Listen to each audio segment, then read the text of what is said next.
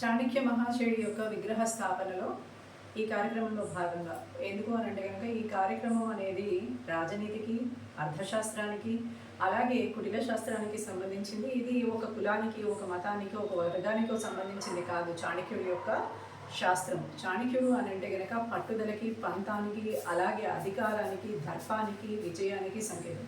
ఎప్పుడైతే చాణక్యుడి యొక్క విగ్రహాన్ని మనము ప్రతిష్ఠ చేస్తామో ఆ చాణక్యుడు మనకి దేశానికి కానీ, రాష్ట్రానికి కానీ, పిల్లలకి కానీ, భవిష్యత్తు తరాలకి కానీ ఆయన ఇవ్వాలి అనుకున్న సందేశం ఏదైతే ఉందో అది అందరికీ తెలుస్తుంది. దాని ద్వారా ప్రతి చోట వెళ్ళి కనుక మనం ఒక విద్యాలయాన్ని స్థాపిస్తే ఇవాళ రోజున అర్థశాస్త్రం లేకపోతే రాజ్యం లేదు, దేశం లేదు, రాష్ట్రం లేదు, ఏది లేదు.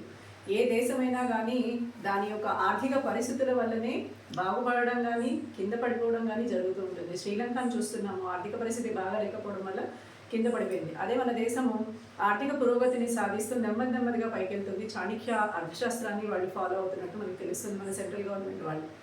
అయితే ఇవన్నీ మనం కూడా తెలుసుకున్నాం అనుకోండి, మనం కూడా అలాంటి చోట్ల పనిచేసే అవకాశం ఉంది, లేదా మనమే ఆర్థిక పురోగతిని సాధించే అవకాశం ఉంటుంది. అయితే ఈ చాణక్యుడి విగ్రహ స్థాపనలో వీరు ఏర్పాటు చేసే ఈ కమిటీలో త్వరలో మేము కూడా భాగస్వామ్యం కాబోతున్నాము. మాకు బాలసుబ్రహ్మణ్యం గారు ఆహ్వానం ఇవ్వడం జరిగింది.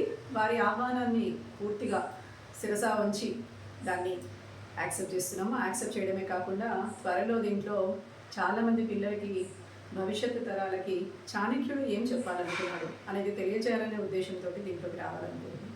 జయ లక్ష్మీనారాయణ.